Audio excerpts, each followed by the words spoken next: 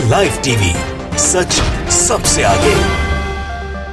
दोस्तों, जब मोदी सरकार सत्ता में आई थी, नरेंद्र मोदी जी ने एक बात कही थी कि वो चाहते हैं कि उनके की सरकार की आलोचना हो, और आलोचक क्योंकि जब आलोचना करते हैं तो सरकार और बेहतर करने के प्रयास करती है और अच्छा मौका मिलता है अपनी जो भी कमियां हैं उनको सुधारने का। लेकिन उसके बाद जिसने आलोचना करी उसका जो हाल हुआ वो हम सब जानते हैं। एक सरकार के बारे में, मोदी सरकार के बारे में लोग कहते हैं कि बहुत ज्यादा असुरक्षित महसूस करने वाली बीजेपी की सरकार है, जो किसी भी कीमत के ऊपर अपनी आलोचना बर्दाश्त नहीं करती। आलोचकों की एक लंबी फहरिस्त बन सकती है जो सरकार को आईना दिखाते हैं। उसमें एक नाम है जुबैर।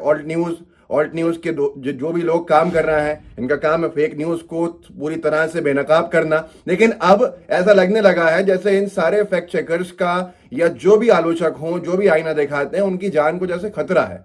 और सुरक्षा किनको मिल रही है? वो लोग जो नफरत भरे भाषण देते हैं, चाहे वो दिल्ली दंगों से पहले कपिल मिश्रा ने दिया हो या कोई भी हो, इनकी सुरक्षा बढ़ा दी जाती है। और ऐसे लोगों को जो सरकार को आईना दिखाते हैं या सरकार की गलतियां बाहर निकालते हैं, उनको असुरक्षित छोड़ दिया जाता है। ये बात इसलिए कही जा रही है क्योंकि जुबैर को सीधे तौर के ऊपर ट्विटर पे देखा गया कि धमकी भरे ट्वीट्स, जान को खतरा जिससे महसूस हो, ऐसे ट्वीट्स का, ऐसे मैसेजेस का एक अंबार लगा हुआ है। और अब तो हद ये कर दी, आप जानते होंगे आरजे साइमा है। आरजे साइमा ने एक ट्वीट किया जिससे कि ये पूरा का पूरा मुद्दा सबके सामने आया। साइमा ने एक अनभक्त ट्रोलर को कोट करके ट्वीट किया कि ये सीधे तौर के ऊपर सीधी धमकी है जुबैर की जिंदगी के ऊपर। Please note all the names here. सारे नाम जो है यहाँ पर, इनको आप लिख लीजिए। कोई भी अगर नुकसान किसी भी तरह का होता है तो ये लोग जिम्मेदार रहेंगे, आप जानते हैं। जुबैर निरंतर हेट प्रोपेगेंडा जो है, नफरतबाजी से भरे जो प्रोपेगेंडाज हैं, उनको बेनकाब कर रहा है और जरूरत है उसको सुरक्षित रखने की। अब किस तरह के ट्वीट से आप देख लीजिए। असल में पूरा मुद्दा कहां से शुरू हुआ? एक नफरतबाज अभिषेक सिंह संघी ने एक ट्वीट किया जिसके अंदर बुरके के अंदर एक मुस्लिम लड़की को रंग लगाते हुए, खेलते हुए होली एक आदमी की तरफ से दिखाया गया। और उसने कहा, उसमें लिखा कि जुबैर की अम्मी, खाला, अपी, भूपी को भी होली की हार्दिक शुभकामनाएं। तो अंग्रेजी में भी ये लिखा। इसके बाद जुबैर ने उसको बेनकाब कर दिया वहीं का वहीं, और लिख दिया कि ये क्या, मैं तुम्हारी जो कंपनी है गुड़गांव में जिसमें तुम कार्यरत हो, उस कंपनी के साथ इस ट्वीट को शेयर करूं क्या? इस व्यक्ति को लगता था कि लिंक्डइन तक कोई नहीं पहुंचेगा और ट्विटर पर नफरतबाजी कर लेगा। डर इसको इतना लगा कि ट्वीट भी डिलीट कर दिया, प्रोफाइल भी डिलीट कर दी इसने कुछ ही देर में। इससे नफरतबाज अनभक्त जो थे वो जुबैर से भड़क गए और सिन्हा, मिस्टर सिन्हा करके उन्होंने लिखा, लेकिन लौंडा खतरनाक होते जा रहा है डे बाय डे। ये नफरतबाज अनभक्त नहीं है, मैं इनका ट्वीट बता रहा हूं पढ़ के। तो उसके नीचे लिख दिया, अजीत भारती करके एक संगी है, तैयारी चल रही है, इतना बड़ा खतना होगा इस बार के पाइप लगाकर मूतेगा। अब ये चीजें लिखनी शुरू करी। क्या तैयारी चल रही है? ये बड़ा विषय है। किन किन लोगों के ऊपर क्या कार्रवाई होने वाली है, ये भी बड़ा विषय है भाई। हर इंसान अपने आप के अंदर एक डर महसूस करता है जब सरकार का समर्थन करने वाले ट्रोल्स ऐसी धमकी देने लगे। कुल नेताजी हैं कि उन्होंने लिखा कि 440 सीटें हैं लोकसभा के अंदर, फुल मेजॉरिटी है राज्यसभा में, कम से कम 440 सीट लोकसभा में, फुल मेजॉरिटी राज्यसभा में मिलनी चाहिए ऐसे लोगों का संवैधानिक इलाज करने के लिए। जब तक ये नहीं है तब तक हमें अपना सब्र रखना पड़ेगा। कुलदीपाक सिंह ने ऊपर लिखा है, it takes only one lone wolf to take out a fox in the jungle. एक अकेला भेड़िया जो है वो फॉक्स को जंगल से बाहर निकाल सकता है।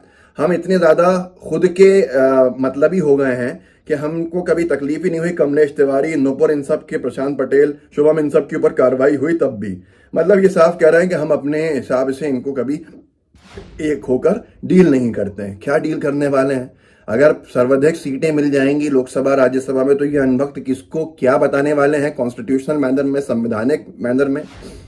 हर्षिल मेहता ने लिखा कि जुबैर सीधे तौर के ऊपर लोगों को धमका रहा है, उनकी नौकरियां छीनने का, उनको प्रताड़ित कर रहा है। मेरे लिए उसके लिए कोई भी संवेदना नहीं बची है।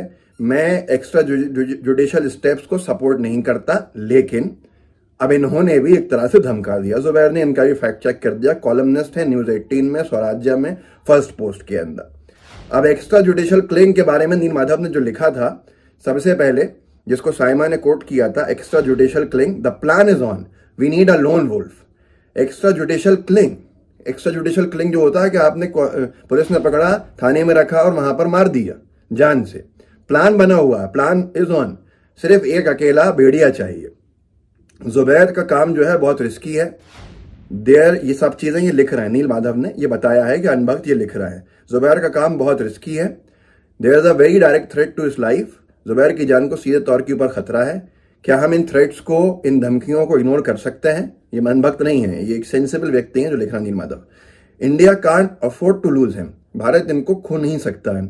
हमें ऐसे और भी लोग चाहिए जो सच बताते रहे। हम जुबैर के साथ खड़े हैं। नील माधव के ही ट्वीट को कोट करके साइमा ने लिखा था कि सीधे तौर के ऊपर खतरा है, और अगर उसे कोई भी खतरा होता है तो उसकी जिम्मेदार कौन लोग होंगे ये हम अच्छे से जानते हैं। आप खुद पहचान चुके हैं, आप खुद जान चुके हैं कि नफरतबाज जो संगी हैं आज उनके हौसले कहां पर हैं। और सीधे तौर के ऊपर की धमकियां अभी तक तो इनबॉक्स में मिलती थी, मुझे भी मिलती हैं, लेकिन इनबॉक्स से बाहर आके अब ट्विटर के ऊपर खुलेआम धमकाने लगे हैं ताकि खामोश हो जाए। खैर खामोश कोई नहीं होगा, लेकिन फिर सबसे बड़ा विषय यह है कि इसके ऊपर कार्रवाई कैसे होगी। क्या फर्जी अकाउंट्स कह के छोड़ दिया जाएगा, या फर्जी अकाउंट्स की तह तक पहुंच जाया जाता है अगर कोई बीजेपी के नेता के ऊपर कोई धमकी भरा ट्वीट कर दे? मैं नहीं चाहता कोई भी करे, लेकिन जब एजेंसीज वहां तक पहुंच सकती हैं तो इसमें देरी किस बात की है? कब कार्रवाई होगी, कब ऐसे लोगों को रोका जाएगा जो सीधे तौर के ऊपर लोगों को धमका रहे हैं, लोगों को डरा रहे हैं? क्या मोदी सरकार के अंदर ऐसे लोगों के हौसले बुलंद हो गए हैं? क्या आज की तारीख में सरकार को आईना दिखाना गुनाह हो गया है, या ऐसे खुलेआम ट्रोल्स को छोड़ दिया है कि वो जो चाहें करें, जो उनके दिल में आए बोलें, जिसको धमकाना चाहें सीधे तौर के ऊपर धमकाएं? क्योंकि हम देख ही रहे हैं ऐसे लोगों को जिनको बीजेपी के सबसे बड़े नेता फॉलो करते हैं, वो महिलाओं को रेप तक की धमकी दे चुके हैं बार बार ट्विटर पे, सोशल मीडिया के ऊपर। तो ये किस दिशा के अंदर सारी चीजें जा रही हैं, ये बड़ा विषय है और इसके ऊपर जरूर गौर करना चाहिए कि कहीं क्या ऐसे लोगों के हौसले बुलंद होने से समाज में कोई खतरा तो नहीं है। इस देश को एकजुट रखने के लिए, इस देश को एक साथ रखने के लिए, हिंदू मुस्लिम सिख ईसाइयों का बंटवारा नहीं होने देने के लिए आपको आवाज उठानी पड़ेगी, ताकि हर एक व्यक्ति भाईचारे के साथ, अमन शांति के साथ रह सके और इस देश के अंदर जो खूबसूरती है वो बनी रहे। कोई किसी को धमकाने की हिम्मत ना रखे और खास तौर के ऊपर सत्ताधारी दल के समर्थन के अंदर ऐसे अपशब्दों का ना इस्तेमाल करे, ना इस्तेमाल होने दे। तो ये मेरा निवेदन है कि इस वीडियो को सिर्फ दिखाने का मकसद ये है कि जिन लोगों को ने धमकाने का काम किया है निरंतर, ऐसे लोगों पर कार्रवाई होनी चाहिए। आप भी इनके ऊपर कार्रवाई की मांग उठाइए, ताकि ये कार्रवाई की जब होगी एक दो के ऊपर, तो फिर ऐसे ट्रोल्स धमकाना बंद कर देंगे और एक स्वच्छ वातावरण के अंदर हम रहने लगेंगे, जो वक्त की जरूरत है। बहुत नफरतें बढ़ चुकी हैं, नफरतों को खत्म करने के लिए आपको प्रयास करने पड़ेंगे और खामोशी से इनको इग्नोर नहीं, जैसे नील माधव ने कहा कि ऐसे लोगों को हम इग्नोर नहीं कर सकते। इस वीडियो को आगे बढ़ाइएगा, व्हाट्सएप पे शेयर कीजिएगा, साथ में लाइव टीवी को सब्सक्राइब भी कीजिएगा, बेल आइकन दबाइएगा। जय हिंद, जय भारत।